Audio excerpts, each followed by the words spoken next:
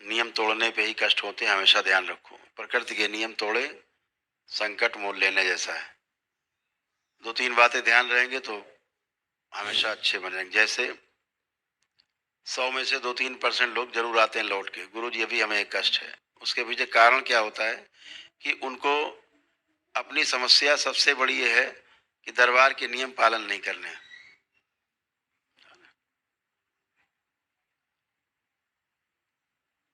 दरबार के नियम पालन नहीं करने,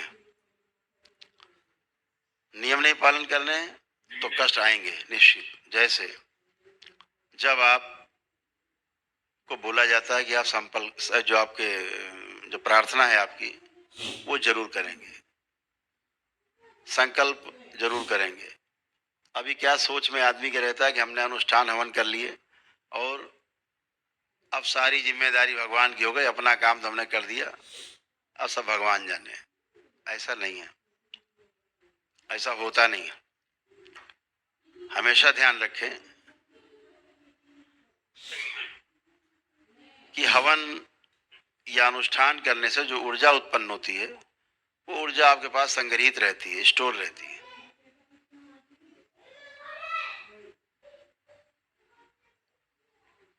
जैसे आप धन कमाते हैं, कागज के आपको नोट मिल गए, ऊर्जा है वो, आपकी तिजोरी में बंद है, पॉकेट में है, लेकिन वो आपको एक गिलास पानी भी नहीं पिला सकती। आप अटैची में नोट भर लीजिए, बैठ जाइए कि चलो हमको दिल्ली ले चलो, नहीं ले जा सकती।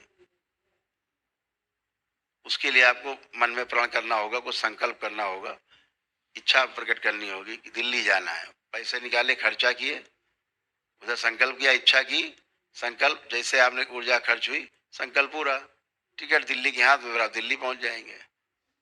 ऐसे ही ऊर्जा है आपके हवन की, अनुष्ठान की, आप पे संग्रहित रहती है। आपको अपने आप सब ठीक कर दे, बिल्कुल नहीं ठीक करेंगे। उसके लिए प्रार्थना और संकल्प आप करते हैं तो वही ऊर्जा खर्च होती है और उसी से आप स्वस्थ होते हो। आपके पास इतनी विराट ऊर्जा का भंडार है, एक दिवसीय अनुष्ठान में आप लाखों बार संकल्प करो तब भी कम नहीं होगी। और दरबार का पता ही है आपको कि वाक सिद्धि का दरबार, जो बोलते हो पूरा जरूर होता है। जैसे आपने जो भी संकल्प यहाँ रह करके किए हैं अनुष्ठान के दौरान, जो संकल्प कराए गए, एक भी कष्ट आप में बाकी नहीं है। जो 400 प्रकार के रोगों में जो आपने टिक लगाए होंगे, जो भी आपके कष्ट रहे होंगे, उनमें से एक विशेष नहीं, सब खत्म। असाध्य रोग रह जाते हैं, दरबार उसके लिए अलग से, आपके परिवार के सदस्य के अलग, जो कोई असाध्य रोगी होता है उसको निःशुल्क एक दिवसीय महाहवन कराता है दरबार, वो अलग है। तो आप बिल्कुल अच्छे इसलिए होके बैठे हो क्योंकि आपने संकल्प किए हैं।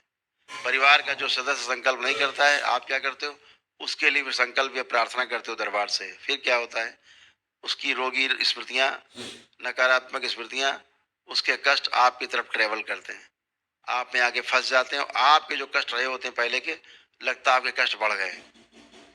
बिल्कुल बढ़ेंगे, क्योंकि आपने अपने परिवार के सदस्य का संकल्प किया, जो करता नहीं है, बहाने बनाता है, दुनिया भर की स्टोरी सुनाता है। कोई ये कहे कि तुम सब बीमार हो, हम बिल्कुल अच्छे हैं। जो कहे परिवार में हम सबसे अच्छे, हमें कोई कष्ट नहीं, समझो ये सबसे बड़ा बीमार व्यक्ति यही है।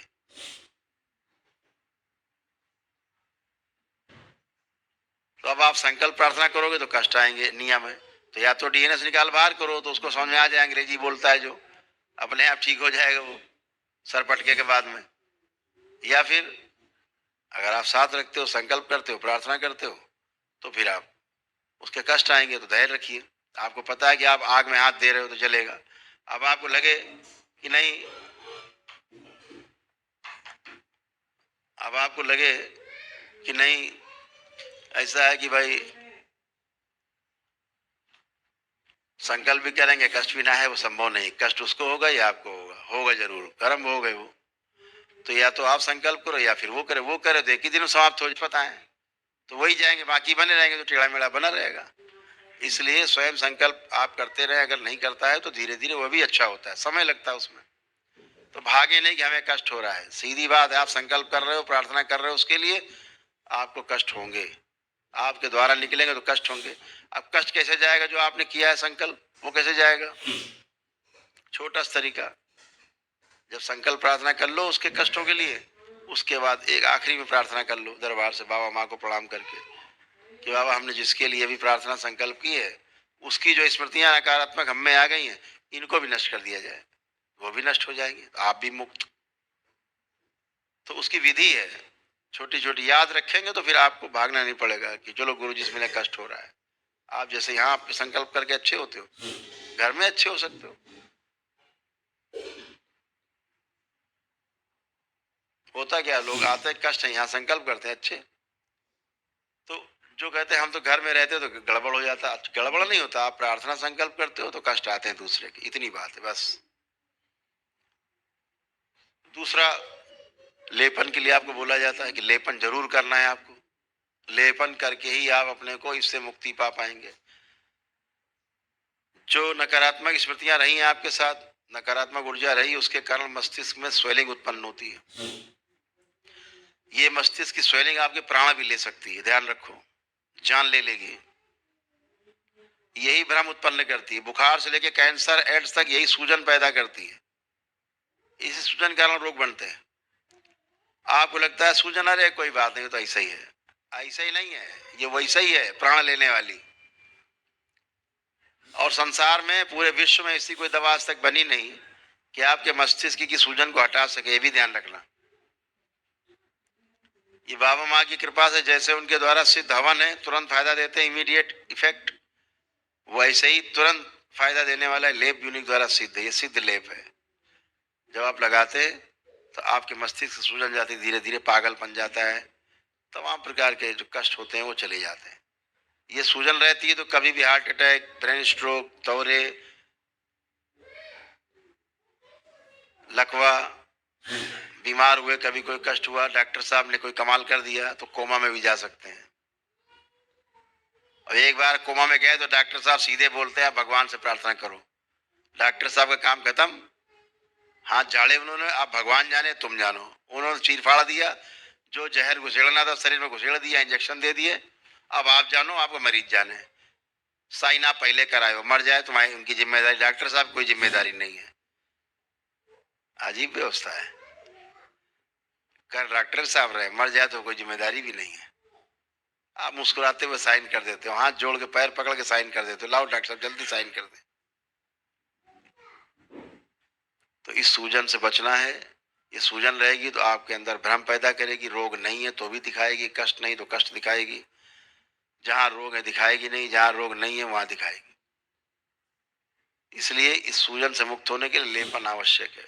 सामान्य रूप से 3 माह, लेकिन जो डिप्रेशन में रहे, एंजाइटी में रहे, तमाम प्रकार के मानसिक रोग रहे, पागलपन जैसा गुस्सा रहा है, तोड़ फोड़, उठा पटक, पेशी जैसी स्मृतियां रही हैं, पागलपन रहा है, तो ये सब के लिए 6 माह या उससे अधिक लेपन कर सकते हैं। तो ये चीजें जाए, गंदगी जाए, सूजन जाए तो आपके तमाम कष्ट और रोग जाते हैं। असाध्य रोगों में ज्यादा समय तक लेपन करना पड़ता है। मुख्य आपके मस्तिष्क का ही मामला है। आपने समझो कि पैर में दर्द हो रहा तो पैर में है, वो दिमाग में दर्द है। अभी सुला दिया जाए तो पैर का दर्द खत्म, मस्तिष्क सो गया, अब कहाँ दर्द है? तो दर्द मस्तिष्क में ही है, पैर में नहीं है, ध्यान रखो। तो मस्तिष्क के कारण ही आपको सारी समस्याएं हैं, इसको ठीक रखो, सब ठीक रहेगा। पेशियां आती, लोग झूमते जामते हैं, भूत प्रेत नकली नाटक चलता है, हो करके ये आ गए चले गए। ऐसा कोई भूत प्रेत नहीं होता कि आपको खा जाए, मार डाले। व्यवस्था है प्रकृति में, प्रकृति में व्यवस्था बनी हुई है। अगर आपके प्राण संकट में है, जा सकते हैं प्राण, तो आपके पितरों की वजह से जा सकते हैं।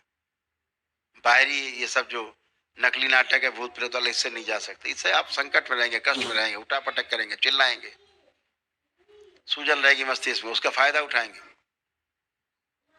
लेकिन प्राण लेने वाला जो संकट है वो पितरों का है, उनके कारण ही आप इस दुनिया में आए हो। उनका मकान है ये, आप नहीं निकाल सकते उनको ऐसे। ये आपके दरबार की शक्ति है जो उन्हें, उनका मोह तोड़ करके, उनका भ्रम तोड़ करके उनको सही रास्ते पे ले जाती, मुक्ति के रास्ते पे, और प्रेत योनि से मुक्ति मिलती है उनको। आप